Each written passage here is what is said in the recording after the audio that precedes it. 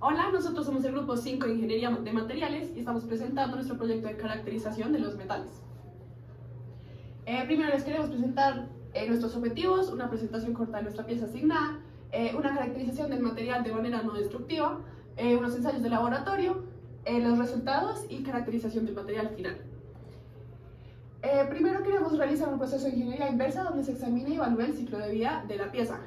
Todo el proceso de ingeniería inversa con el que trabajamos fue sacado de un libro de Reverse Engineering de Dr. Mihail y Dr. Braybridge, que nos dan distintos pasos para la ingeniería inversa que sirve para tener ya un material o un sistema terminado y poder desmantelarlo, y en este caso como es una pieza, identificar material, identificar aplicaciones, identificar tratamientos, todo basándonos en una metodología de distintos pasos, empezando de lo general a lo más particular.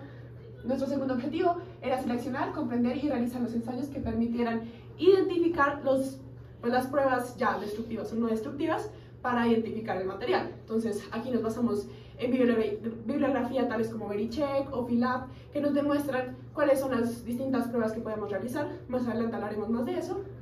Y por último queríamos ya identificar el material del que estaba hecho la pieza asignada. Bueno, inicialmente la primera aproximación que se realizó fue tomar la pieza asignada físicamente ya, que fue un resorte de compresión, y tomar sus dimensiones. Una altura de 92.8 milímetros, un diámetro de perfil de 9.8, diámetro externo de 37.9, diámetro interno de 27.8, una masa de 365 y un volumen de referencia de 50 mililitros por 50.000 milímetros cúbicos. Con esto se realizó la primera caracterización con el planteamiento para determinar las propiedades generales y reducir el número de ensayos de laboratorio necesarios a partir de una primera aproximación sobre qué es el material del que está hecho el resorte. Para esto decidimos escoger densidad, ferrosidad y contenido aproximado de carbono, siguiendo un diagrama de flujo de interpretación de los resultados, como podemos observar acá, a partir de si es magnético o no, se dice que es ferroso o no, si bota chispas, si no, las opciones y pues, todas las posibilidades a partir de esos resultados. Iniciamos con la prueba de densidad. Usamos las mediciones ya enunciadas de volumen y masa para calcular el ROE del material. Esto nos dio un valor de 7.3 gramos por centímetro cúbico, lo que nos permite decir que es un acero muy liviano o se aproxima ya casi a un acero de fundición. Con esto logramos reducir bastante las aleaciones, en este caso ferrosas, y así reducir mucho la cantidad de pruebas necesarias. Adicionalmente hicimos una prueba de ferromagnetismo donde tomamos un imán para comprobar la presencia de algún metal ferromagnético, principalmente hierro, cobalto o níquel. Esto nos permitió descartar mucho las posibles aleaciones y contenidos principales de metales. Esto combinado con la prueba de densidad nos permitió determinar que es una aleación principalmente de hierro. Bueno, después realizamos la prueba de chispa. Esta prueba tiene como objetivo poder estimar un poco el porcentaje de carbono y descartar ciertos aliantes. Por ejemplo, en el caso del titanio se esperaría una chispa blanca y pues como se puede ver en la imagen fue una chispa roja, entonces se descarta este material como parte de la aleación. Además de esto, mirando las puntas de la chispa se puede calcular un poco el porcentaje de carbono y como se puede ver que la chispa no es muy explosiva, se puede concluir que tiene un bajo contenido de carbono, aproximadamente menos del 0.8%. Para hacer la selección de las diferentes pruebas que queremos realizar para identificar el material, nos seguimos por el ciclo de vida que tiene un producto. Entonces, desde la obtención de la materia prima hasta los tratamientos térmicos, después la aplicación, todos estos fueron pasos que analizamos para identificar las pruebas que tuvimos. En el caso de la materia prima y entender de qué estaba compuesto el material, decidimos hacer una prueba de composición química, eso después de hacer una investigación con Philab. Después, para identificar propiedades o distintos tratamientos que pueda tener el material, seleccionamos la prueba de dureza por recomendación de Vericheck y también seleccionamos la prueba de metalografía.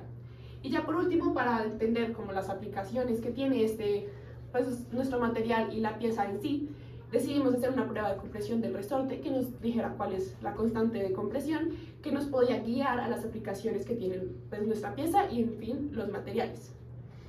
Para empezar hicimos la prueba de compresión, fue la primera que hicimos porque no podíamos manipular o partir el resorte y después medir nuestra constante, entonces queríamos hacer esta que era de una manera no destructiva del resorte completo de primeras antes de partir las probetas para las distintas pruebas. Entonces hicimos la prueba de compresión en una máquina de ensayo Universal 5985, usando yunques de compresión, y se fue pues, bueno, aplicando fuerza para medir pues, el desplazamiento por compresión y la fuerza.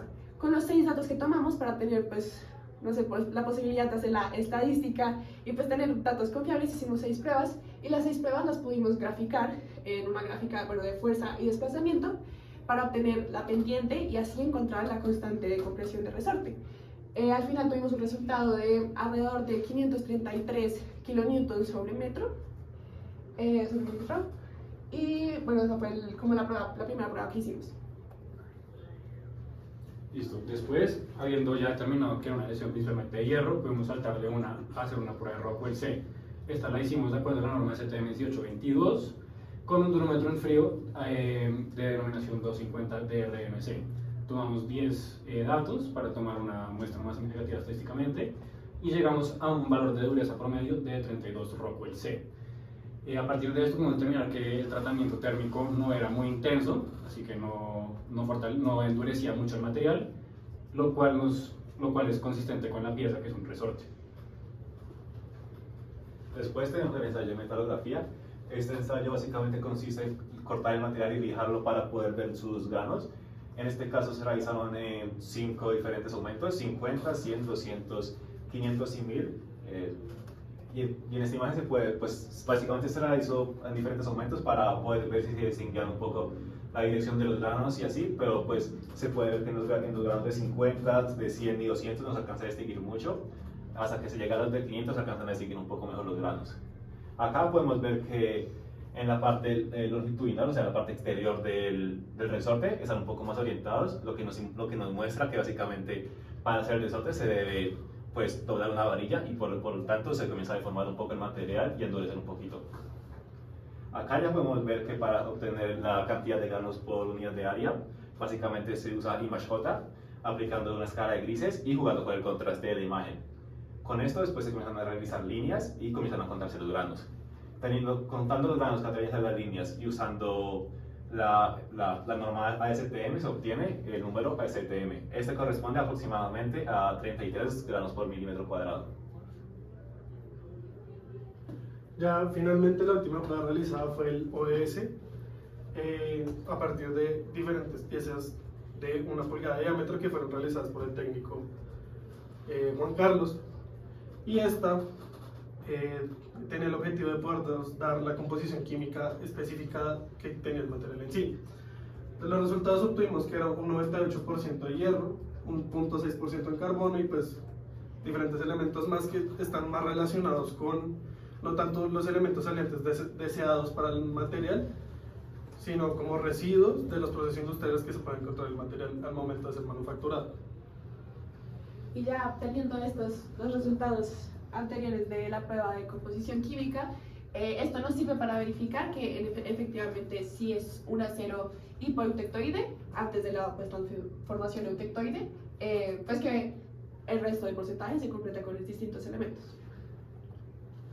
Estos ya son los resultados pues, finales de nuestras 4 pruebas del ciclo de vida del producto, con una constante de 533 kilonewtons metro, una dureza de 32 Rockwell C, una metalografía que tiene distinto número de tamaño de grano por unidad de área, pero son números muy parecidos que nos pueden llevar a concluir que no hay una transformación, un proceso, una transformación que modifique mucho el tamaño de grano de la parte superficial, la parte pues ya interna del material, o sea, no hay un tratamiento térmico además, sino que son tamaños muy parecidos porque pues la densidad de granos por unidad de área es muy parecida. Y ya pues finalmente que es un material efectivamente ferrítico. Después de con esto, todos estos pues, resultados, estos valores, usando sus promedios y sus desviaciones estándar, usamos un sistema de filtrado en el software educativo Granta EduPac nivel 3 para obtener el resultado de que nuestro material era un acero en ICL2. Este es un acero que es usualmente relacionado con herramientas, y es un acero de herramientas de trabajo en frío y está usado pues, estos distintos materiales. Tiene dureza, resistencia a la abrasión, tenacidad, no suele usarse en resortes, pero por las propiedades que tiene el material en sí, sí podemos concluir que podría ser usado. Además, es un material que resiste mucho en ambientes o bueno, en exteriores pues agresivos, por decirlo así, y que necesita poco mantenimiento. Entonces esto nos puede llevar a distintas aplicaciones que puede tener nuestra pieza o nuestro material, como mesas vibradoras o tamizadoras industriales. Y ya, muchas gracias.